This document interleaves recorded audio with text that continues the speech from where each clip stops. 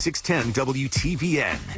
On the LegacyRetirementGroup.com phone line, we want to welcome in Joel Patterson. We've had Joel on before. Joel is a workplace expert. He heads up the Vested Group, a firm that is always on the best places to work list. Joel, let us know if you have any openings, by the way.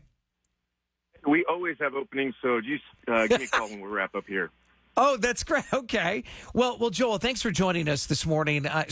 This story about the man caught by his boss at an NFL game after calling out sick, I get this feeling this won't be the first or the last we hear of these kind of stories with more Americans continuing to work from home. No, I think you're right. But, you know, the thing I keep wondering about this story is why was the boss watching a football game? I mean, maybe he kind of told on himself as well. But it's obvious that with the increase of social media and just as much as we're on our devices these days, there's no way people are going to be able to call in sick, go do something fun. You got to get caught every now and then.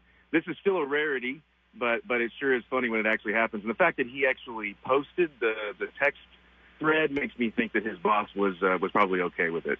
Yeah, that's true. And maybe it was in light of more entertainment than anything else. You know, Joel, we're talking with Joel Patterson, head of the Vested Group. He's a workplace expert, too. You know, in our line of work, we have the programming side, Joel, and then we have the sales side.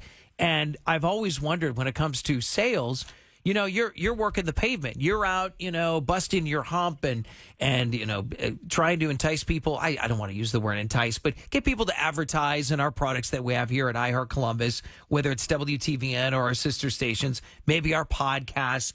But you always wonder, well, there's probably some downtime as a salesperson. Are they always, you know, working, or are they running errands if they have that kind of a job? And I'm thinking with more people working from home, do you have to be careful of that? For sure. And I think that people understand that there are going to be certain situations where you're never going to work a full 8-hour day from the beginning of the morning to the end at night, right? There's going to be some gaps in there. And whether you're in sales or anything else, you got to recognize that. But still, you got to just make sure that if you are calling in sick, that you're clear with what your reason is, because you don't want to get found out, right? They can't necessarily ask what is wrong with you. That's kind of a HIPAA violation, but they can check out what's going on in your social media accounts. So make sure you're not posting, oh boy, it's really nice by the pool today. A jealous coworker could potentially say something. But you know, the other thing about this is mental health days. You know, people wonder whether or not it's okay to take a mental health day. And I think it really depends on what you plan to do with that time. I think it's perfectly fine, but if you're going to go and just stress out about work messages or feel guilty for being home, then that's not really helping your mental health. But if you plan ahead and you're going to do something with that time that's productive and constructive, then you should consider it. But every job is going to view that just a little bit differently. Sure. And by the way, and we have that too. I'm all for, you know, using a sick day for mental health. That's one thing. But this particular story, for example, you know, the guy calls into his boss, says, I need the day off, not feeling well, in a message. The boss responded, told him to take the day off. So, you know, he's not feeling well. Later checks in and found him at, an NFL football game. My question is, should bosses be creeping on employees' social media when they call in sick? And if they are caught red-handed, are there reprimands then at work? Yeah, you got two problems there. First, if you have a boss that is willing to do that all the time, they're probably not focused on the things that you want them focused on. And the second thing is, if you have an employee that you think is doing something that often that you have to check up on it, then there's bigger issues here. So I think the answer to your question is no. That shouldn't be a normal mode. But if it is going to happen just accidentally, which you hope that's what happened here.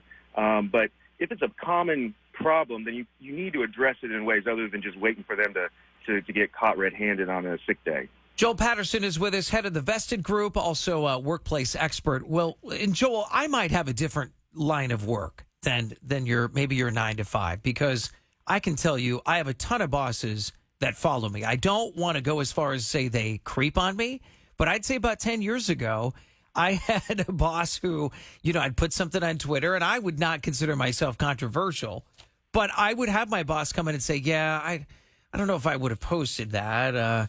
You know, I mean, so maybe that's kind of the line of creepy, and maybe I'm a different line of work, but I think it's normal. I think nowadays in 2021, you're going to have a lot of bosses follow you on social media, don't you think?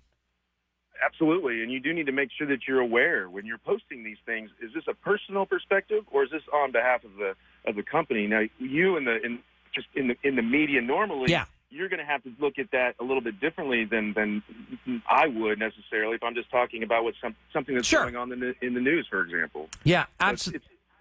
Oh, go ahead.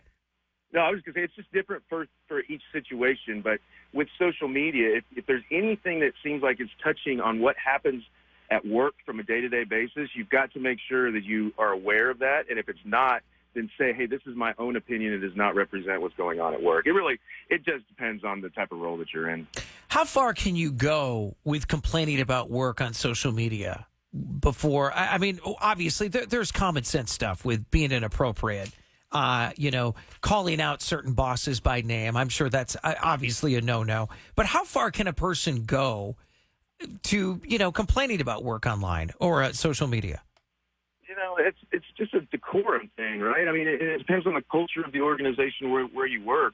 But most of the time, that's just not the venue to do so. Again, if you're in a public, athletes and celebrities and people like that may do things like it. But in the normal world, we wouldn't do that in a public setting. And if you do, you're probably going to get in trouble for it in general. The problem is that stuff doesn't go anywhere.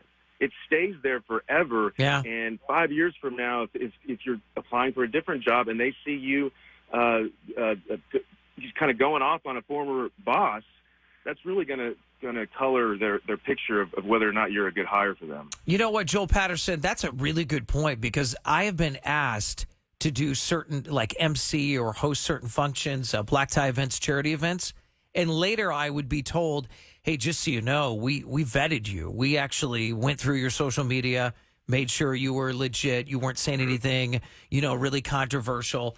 I kind of felt naked after that. I was surprised, but I guess not surprised in this day and age. That is exactly the way got it. Because they don't, right? You have the anonymity behind the screen, and we all know about that. Yeah. But you really need to think about it that is really your record forever, whether you like it or not. So just take that into account before you post some things. Joel Patterson, at-work expert and head of the Vested Group. Thanks for your time this morning. Appreciate it. Always good to be here. Have a good one.